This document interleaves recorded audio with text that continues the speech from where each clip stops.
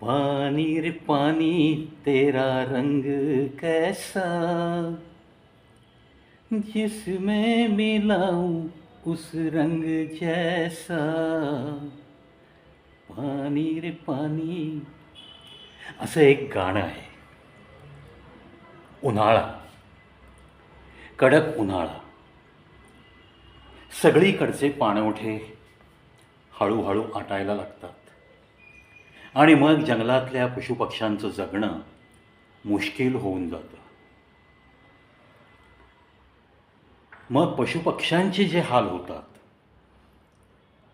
हे आपल्या भागातलं झालं. पण ज्या भागामध्ये जिकडे पाहाल तिकडे वाळवंट, तापलेली वाळू, कुठेही पाण्याचा नामोनिशाण नाही, अशा भागात काय हाल होत असतील. आफ्रिका खंडातला नायजर हा एक देश, ज्याचा 80% भूभाग हा वाळवंटी प्रदेश आहे.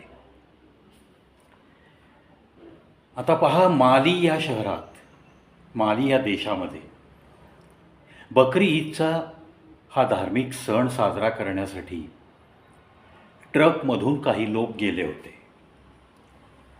सण वगैरे झाला मस्तपैकी आणि मग परतीचे वेध लागले. त्या सण उत्सवामध्ये जो काही आनंद मिळवायचा तो या ट्रकमधल्या सर्व लोकांनी मिळवला. पण कोणाला माहिती की नक्की त्यांच्यापुढं आता काय वाढवून ठेवलं आहे. सगळा भाग वाळवंटी प्रदेश, कडाक्याचं ऊन, आणि मग ह्यांचा एका ट्रकमधून परतीचा प्रवास सुरू झाला. मालीमधून नायजर देशाकडे जाता येता हा रस्ता तसा पाहिला तर निर्मनुष्य रस्ता, वाळवंटी रस्ता. शेवटी ट्रक वाहन आहे. त्या वाहनाची जर तुम्ही व्यवस्थित देखभाल करत असाल तर ते वाहन तुम्हाला कधी धोका देणार नाही. आता हा वाळवंटी रस्ता असं नाही आहे की प्रत्येकाकडे काही मोबाईल आहेत किंवा तिथं रेंज आहे किंवा जवळपास 3-5 किलोमीटरवर कोणी मेकॅनिक आहे. असं काहीही नाही. म्हणजे खरं तर हा अत्यंत रिस्की असा प्रवास सुरू झाला. जवळपास आसामाका या ठिकाणापासून 80 किलोमीटर दूरवर वाळवंटात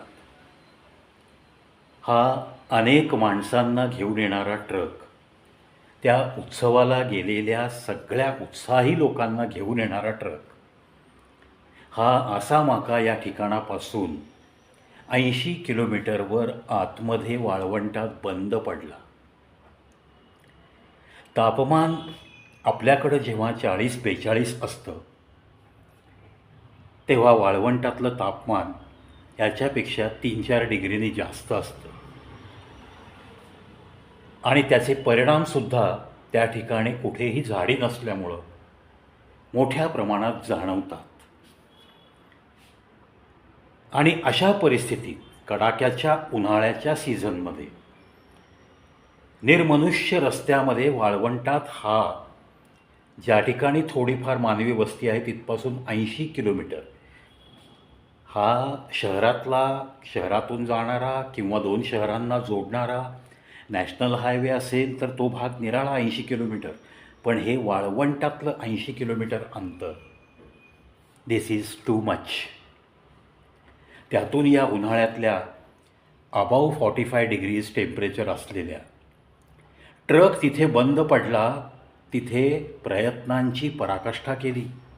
त्या ट्रकचा ड्रायव्हर, क्लीनर, त्या ट्रकमध्ये असलेल्या लोकांपैकी ज्यांना कोणाला काही मेकॅनिकल नॉलेज आहे त्या लोकांनी खटाटोप करण्याचा प्रयत्न केला, पण तो ट्रक चालू झाला नाही.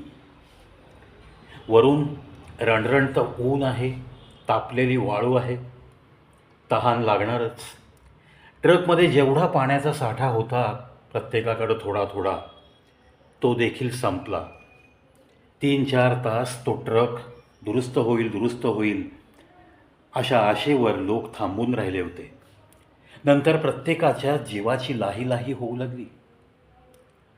तेवढ्या मोठ्या टेम्परेचरमध्ये तहान लागणं अगदी स्वाभाविक आहे. 80 किलोमीटर जवळपास कुठेही कोणीही नाही. त्या ड्रायव्हरनी सांगितलं इथून 80 किलोमीटरवर एक छोटंसं गाव आहे, तिथं काही लोक राहतात, त्या विभागाचं नाव आसामाका. इतकी इन्फॉर्मेशन मिळाल्यावर काही लोकांनी रिस्क घेण्याचं ठरवलं. आता ट्रक तर चालू होत नाही, जे होईल ते होईल, चालत आपण 80 किलोमीटर अंतर पार करूयात, कुठेतरी रस्त्यात पाणी मिळतं का पाहूयात. प्रत्येकाचा जीव तहानेने व्याकुळलेला. साहजिक आहे, आपल्याला इथं 40-41मध्ये सारखं तहान लागल्याचं फिलिंग होतं, पाणी प्यावंसं वाटतं, तर त्या लोकांचे काय हाल झाले असतील हा विचार जरी केला तरी अंगावर काटे येत आहेत. पहा विचार करून तुम्ही,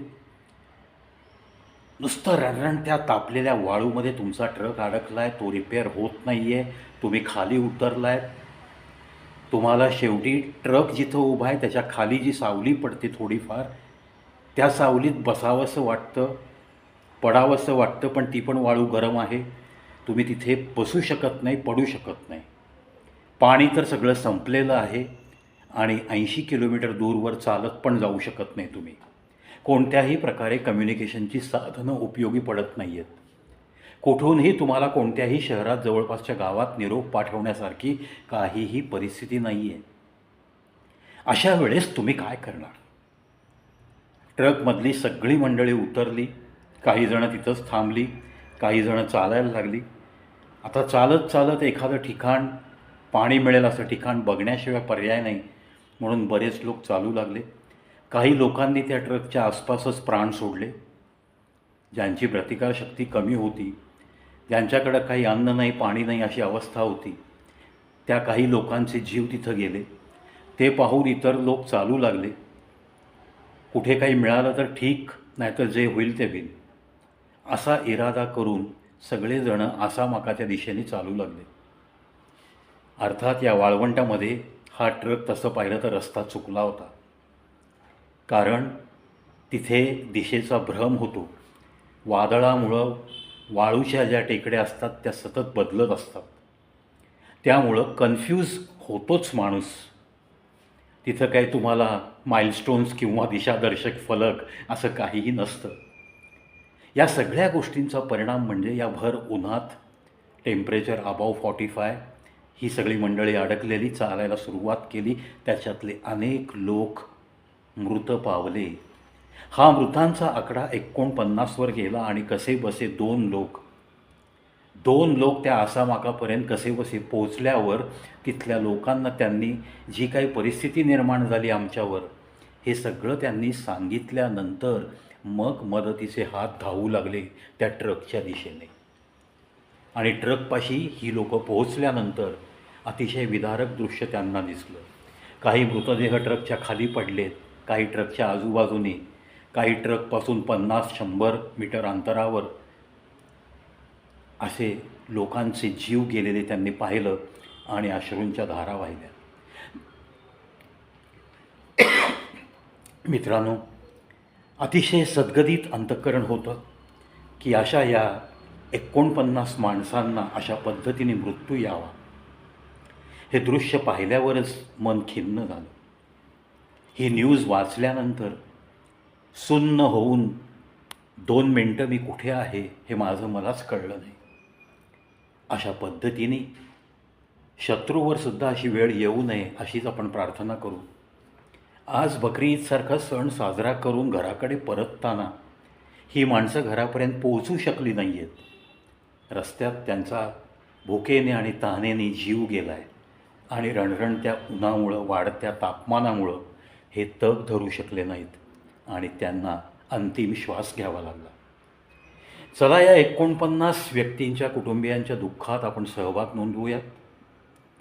वाळवंटाच्या या प्रदेशात राहणाऱ्या आफ्रिका खंडातल्या लोकांचं जीवन किती खडतर आहे हे सुद्धा या अनुषंगाने तुमच्या आमच्या लक्षात आलं आहे. त्यामुळं आपल्याकडे थोडीफार पाणी टंचाई आली तर आपल्या जो मनाचा त्रागा होतो तेव्हा डोळ्यासमोर असेही काही लोक जीवन जगत आहेत याच्याकडे थोडं लक्ष गेलं ना तर मग आपलं दुःख खूप कमी आहे असं वाटतं. जाता जाता पाणी टंचाई ही सगळीकडं आहे. दिवसेंदिवस लोकसंख्या वाढती आहे, पाण्याचे स्रोत कमी होत आहेत. आपण बांधकामं करताना जे नैसर्गिक स्रोत होते, झरे होते, ते सगळे बुजले गेलेले आहेत. जुन्या मोठमोठ्या विहिरीसुद्धा बुजवून त्याच्यावर इमारती बांधल्या गेल्या. माणूस माणसाचा वैरी अशा पद्धतीने या सगळ्या विकास कामांमध्ये तुम्हाला जे जे म्हणून पाण्याचे स्रोत होते ते सगळे संपले आहेत. जे पाणी तुम्ही आता साठवू शकता ते दूषित होत आहे. अनेक कारखान्यांचं पाणी त्याच्यात मिक्स होतं आहे. अनेक वेळा कत्तलखान्यातलं रक्तमिश्रित पाणी त्या पाणवठ्यामध्ये मिक्स होतं आहे. अशा सगळ्या विदारक परिस्थितीमध्ये एकमेकांना समजून घेत जर आहे त्या पाण्याचा वापर आपण काटकसरीने करत राहिलो तरच इथून पुढचं आयुष्य किंवा पुढच्या पिढ्यांना कुठेतरी पाण्याचे तलाव असायचे हे त्यांना माहिती होऊ द्या. त्यांच्यासाठी काहीतरी राखून ठेवलं असं घेऊन मगच आपण या जगातनं एक्झिट घेऊयात अशी तरी प्रतिज्ञा करूयात. कारण येणाऱ्या पिढीसाठी नक्की काही राहील का नाही, का तोपर्यंत सगळंच आता ओरबाडलं जाईल अशी या पृथ्वीची अवस्था झालेली आहे. आशा करतो मित्रांनो जाता जाता या एका घटनेमागं एक छोटासा संदेशसुद्धा तुमच्या मनापर्यंत पोहोचवायचा होता. पुन्हा एकदा त्या 49 गेलेल्या लोकांच्या कुटुंबियांच्या दुःखात आपण सहभाग नोंदवतो आहे. त्यांना आदरांजली वाहतो. अशी वेळ पुन्हा त्या वाळवंटासारख्या आफ्रिका खंडातल्या लोकांवर कधीही येऊ नये. एखादं वाहन त्या वाळवंटातनं चाललं तर त्याच्या मागं दुसरं एखादं वाहन असायला हवं असं मला त्या लोकांना सुचवावंसं वाटतं. कारण एखादं वाहन बंद पडलं आणि रिपेअरच होत नसेल तर कमीत कमी मदत मागण्यासाठी एखादं वाहन पुढं जाऊन काहीतरी मदत आणू शकतं. आत्ता ही परिस्थिती नव्हती म्हणूनच ती एकांतात ती ट्रक ज्या ठिकाणी रस्ता चुकली त्या ठिकाणी बंद पडली. तिथून हा मृत्यूचा खेळ सुरू झाला. अशी वेळ पुन्हा त्या खंडातल्या कोणत्याही माणसांवर येऊ नये याच शुभेच्छा आणि याच सदिच्छा.